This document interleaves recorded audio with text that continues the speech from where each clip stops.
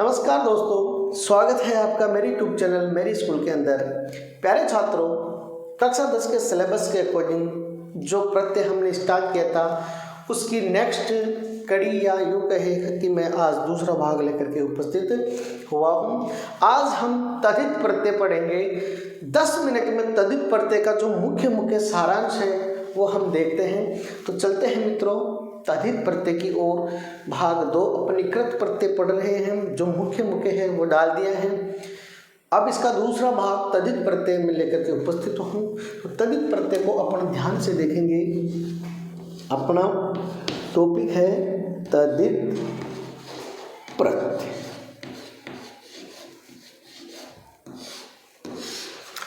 सबसे पहले मित्रों ये देखेंगे कि तद्धित प्रत्यय होता क्या है। तद्धित प्रत्यय के अंदर सबसे पहले मुख्य जो बात होती है, शब्द होना चाहिए। शब्द के साथ में क्या जुड़ता है? तद्धित प्रत्यय। कृत प्रत्यय में धातुओं के साथ में प्रत्यय जुड़ते हैं और तद्धित प्रत्यय में शब्दों का महत्वपूर्ण योगदान है। अर्थात जो मुख्य जो मेजर चीज होनी चाहिए वो क्या होनी चाहिए? शब्द होने चाहिए। शब्दों के साथ में हम तद्धित प्रत्यय का प्रयोग करते हैं। मैंने बिल्कुल छोटे से भाग में लिख दिया है, शब्दों के साथ में तद्धित प्रत्यय का प्रयोग किया जाता है। तद्धित प्रत्यय का प्रयोग किया जाता है।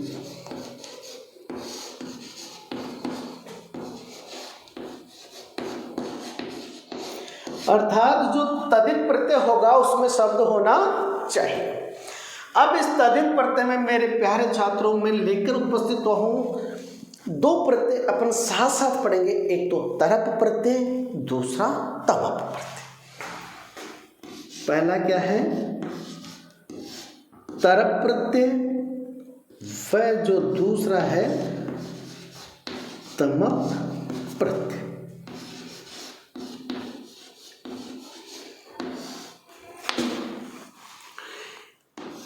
तरप प्रत्यय और तमप प्रत्यय अपन जैसे पढ़ रहे हैं उसके हिसाब से चलते हैं कि इसका जो लास्ट का जो वर्ण है, इन दोनों का अंतिम जो वर्ण है वह है हलंत्यम सूत्र से इन दोनों की क्या हो जाती है? इत संज्ञा। हलंत्यम सूत्र से इत संज्ञा हो जाती है।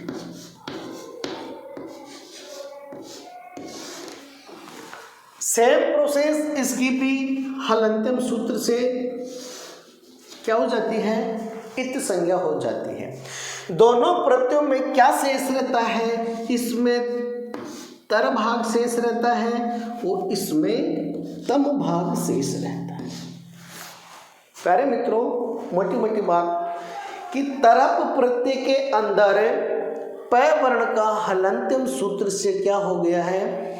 इत संज्ञा हो गई है। और तस्य लोपस्य सूत्र जो हम देखते आ रहे हैं, तस्य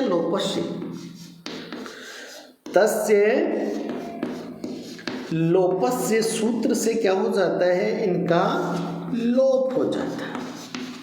प्यारे छात्रों, एक बात, दोनों प्रत्यय तीनों लिंगों में चलते हैं। दोनों जो प्रत्यय हैं तीनों लिंगों में प्रयोग किए जाते हैं। तीनों लिंगों में प्रयोग किए जाते हैं। अपन को ध्यान रखना है कि तरप प्रत्यय भी तीनों लिंगों में चलता है और तमप प्रत्यय भी तीनों लिंगों में चलता है। मुख्य बात, इसका तर भाग शेष रहता है, इसका तम भाग शेष रहता है। दोनों को देख लिए तो तरप के अंदर क्या शेष रहेगा? तीनों लिंगों में चलता है तो इसका रूप क्या बढ़ जाएगा? तरह, तरा, तरप। ठीक है, यह हो जाएगा तमह, तमा, तमम, क्योंकि पुल्लिंग में चलता है तो पुल्लिंग में इसका रूप क्या बनेंगे, तरह, तराह, तरम, और तमह, तमह, तमन। ये पुल्लिंग में, ये स्त्रीलिंग में, और ये नपुंसकलिंग। प्यारे छात्रों सबको मालूम है, यहाँ तक का आपको क्लियर हो जाना चाहिए। बड़ा इजी, बड़ा आसान प्रत्यय है प्यारे छात्रों। दूसरी बात कि जो तरप प्रत्यय है वह, और तमप प्रत्यय है वह। सबसे मुख्य बात अपन को क्या करनी कि दो व्यक्तियों के अंदर यदि अपन को तुलना करनी है, दो वस्तुओं में यदि तुलना करनी है, दो में से किसी एक को श्रेष्ठ बताना है, तो हम तरप प्रत्यय का प्रयोग करेंगे। और यदि बहुतों के अंदर से किसी एक को श्रेष्ठ बताएंगे तो किसका प्रयोग करेंगे, तमप प्रत्यय का प्रयोग करेंगे। प्यारे विद्यार्थियों पुनः सुनिएगा, दो पदार्थों के अंदर यदि हमें किसी की श्रेष्ठता बतानी हो, किसी एक को श्रेष्ठ बताना हो, तो हम प्रयोग करेंगे किसका, तरप प्रत्यय का। और यदि बहुतों के अंदर से किसी एक को श्रेष्ठ बताए तो करेंगे तमप प्रत्यय। क्लियर। दूसरी बात यहां लिख देता हूं, दो पदार्थों में से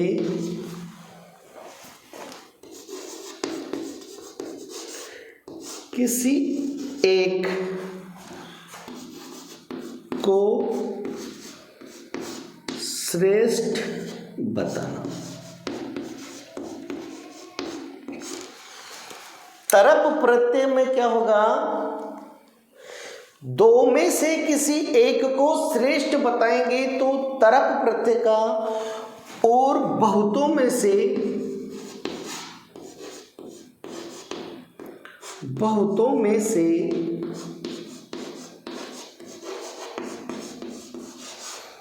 किसी एक वस्तु को या पदार्थ को, जो आपको इजी में लगे वो ले लेना।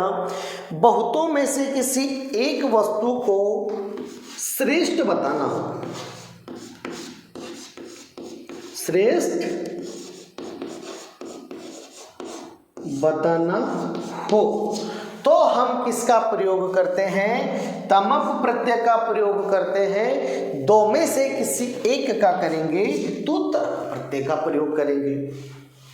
बिल्कुल याद रखना है, दो पदार्थों में से एक को करेंगे तो तरप प्रत्यय का, और बहुतों के अंदर से किसी एक को श्रेष्ठ बताएंगे तो तमप प्रत्यय।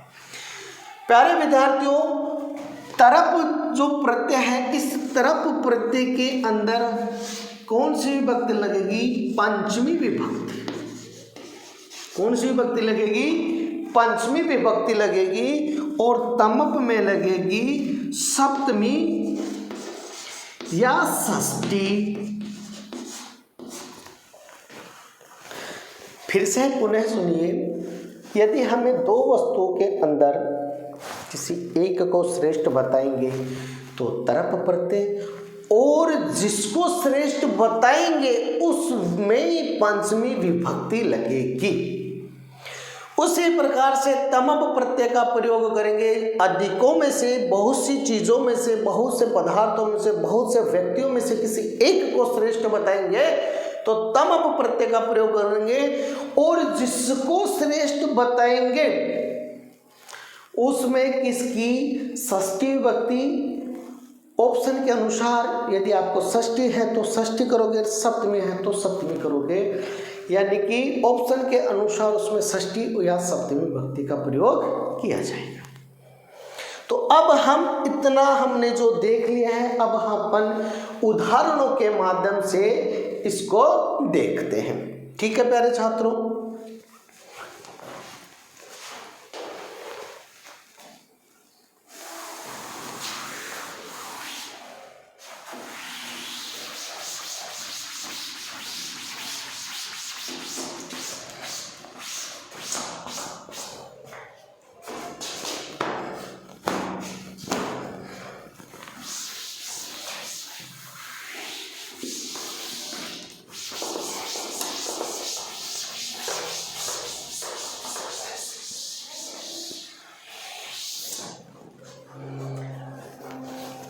हाँ तो मेरे प्यारे छात्रों, एक तरफ अपन करते हैं तरप प्रत्यय और दूसरा करते हैं तमप प्रत्यय।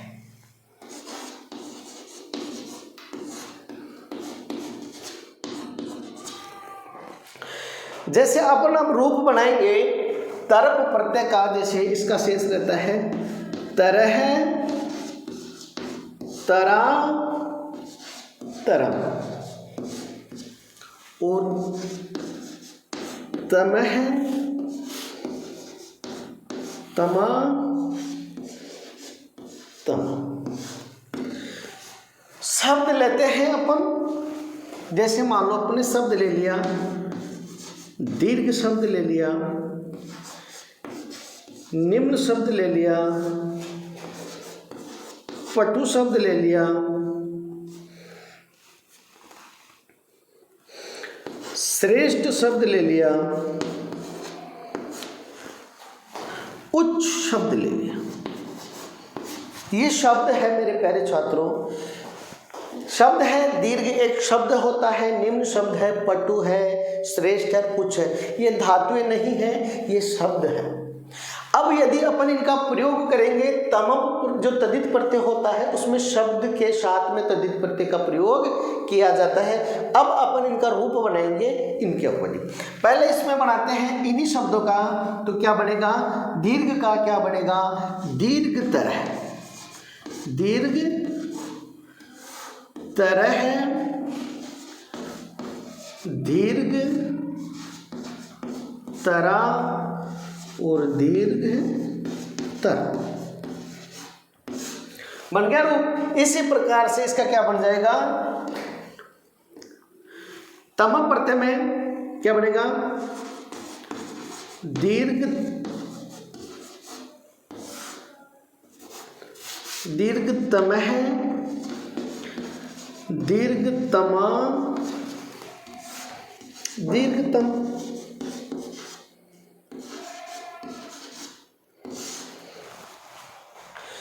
उसी प्रकार से अपन इसका क्या बनाएंगे, इसमें पटु तरह, पटु तरा, यहां नहीं देंगे, पटु तरह, पटु तरा, पटु तरम। फिर इसका इसमें बनाएंगे पटु तमह, पटु तमा, पटु तमा। इस प्रकार से अपन इनका रूप बनाएंगे, निम्न तरह, निम्न तरा, निम्न तरम, उच्च तरह, उच्च तरा, उच्च तरम। फिर उच्च, उच्चतम है, उच्चतमा, उच्चतम। इस प्रकार से शब्द होना चाहिए। शब्दों के साथ में अपन तद्धित प्रत्यय का प्रयोग करते हैं। अभी अपन ने दूसरी बात की थी, ये तो बना लोगे पहले छात्रों, मुझे विश्वास है। अब मैं बात करता हूं कि जैसे मान लो राम श्याम से, राम श्याम से चतुर है,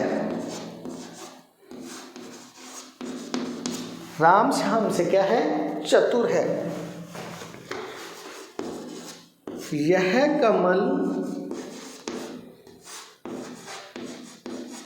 उस कमल से सुंदर है। दो व्यक्तियों में तुलना करने के लिए मैंने बात की थी कि पंचमी विभक्ति और तरप प्रत्यय और बहुत सौ के अंदर यदि हमें किसी एक को श्रेष्ठ बताना हो तो तमप प्रत्यय का। इसका अब अपन रूप बना सकते हैं, कैसे, जैसे राम है, मैंने कहा था कि जिसकी तुलना की जाए, जिसको श्रेष्ठ बताया जाए, जिससे राम श्याम से, राम श्याम से क्या कर रहा है, सुंदर है, तो राम है श्यामात, जिससे अपन श्रेष्ठ बताएंगे, जिसको बताएंगे उसमें क्या होगी, पंचमी विभक्ति होगी, तो राम है श्यामात, राम है श्यामात क्या है, पटु तरह। क्योंकि राम क्या है, पुल्लिंग शब्द है, पुल्लिंग शब्द का पटु तरह है, बन गया कि राम श्याम से क्या है, पटुतर है या चतुर है। यह कमल उस कमल से सुंदर है, तो यह को क्या कहते हैं? इदम।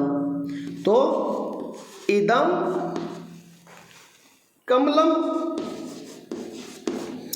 इदम कमलम, यानी यह कमल उस कमल से तस्मात्, उस कमल से तस्मात्, उससे यानी तस्मात् उससे अपन सुंदर बता रहे हैं, तो उसमें क्या होगी? पंचमी विभक्ति होगी। तो तस्मात् कमलात्, तस्मात्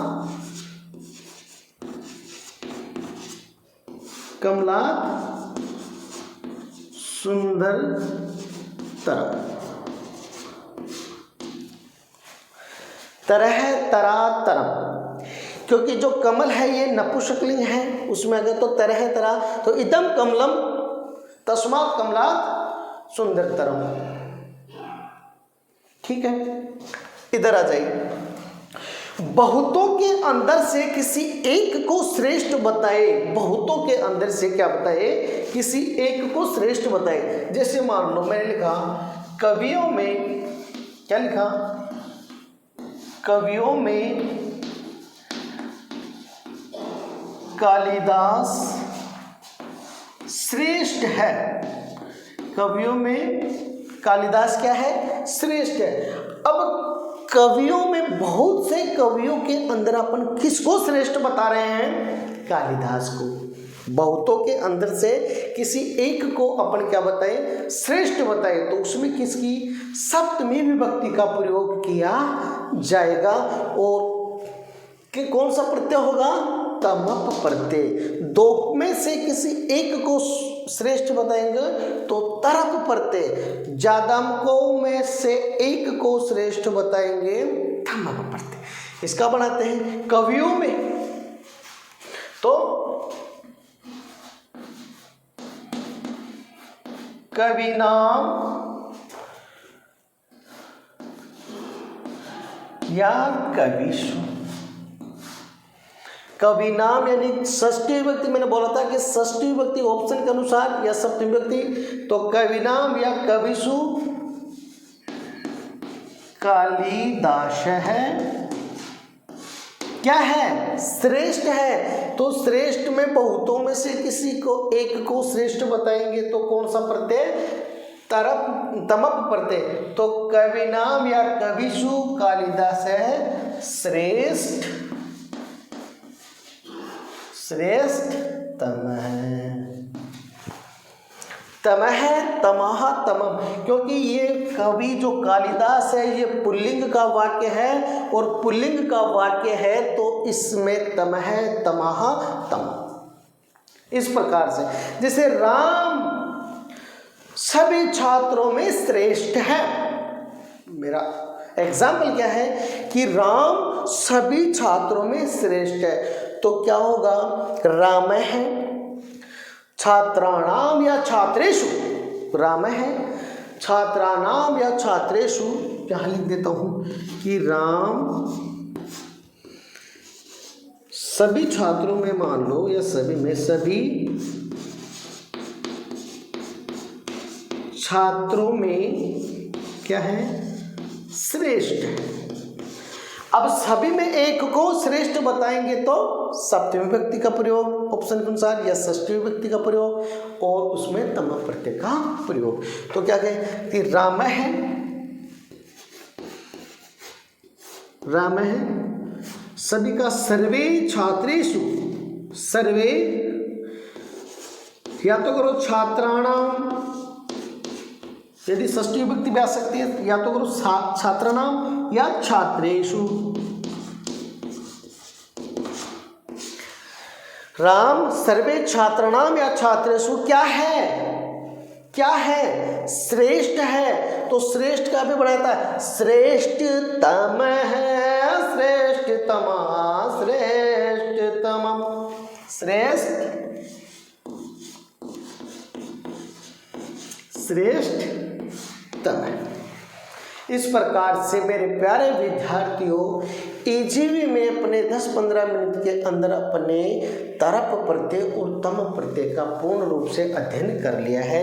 इसमें याद रखने वाली बातें एक ही है मेरे प्यारे छात्रों कि पंचमी विभक्ति का प्रयोग तरप प्रत्यय में करते हैं और सप्तमी और षष्ठी विभक्ति का प्रयोग तम प्रत्यय में करते हैं। तरप में पंचमी, षष्ठी का, सप्तमी का किसमें?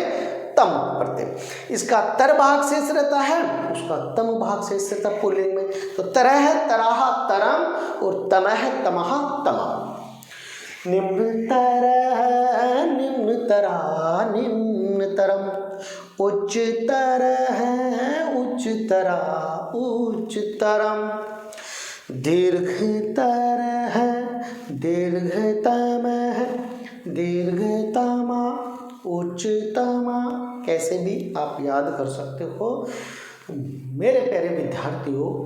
सीधा सा अर्थ है तमप प्रत्यय का प्रयोग और तरप प्रत्यय का प्रयोग पंचमी, षष्ठी और सप्तमी विभक्ति में करते हैं। दो पदार्थों के अंदर किसी एक को श्रेष्ठ बताएंगे तो तरप, ज्यादा में से किसी एक को श्रेष्ठ बताएंगे तो तमप प्रत्यय का प्रयोग। तो प्यारे छात्रों, उम्मीद करता हूं कि यदि आपने ये 15-20 मिनट का देखा है तो आई थिंक 100% समझ में आया होगा। यदि अन्यथा आपने देखा नहीं तो कह भी नहीं सकते।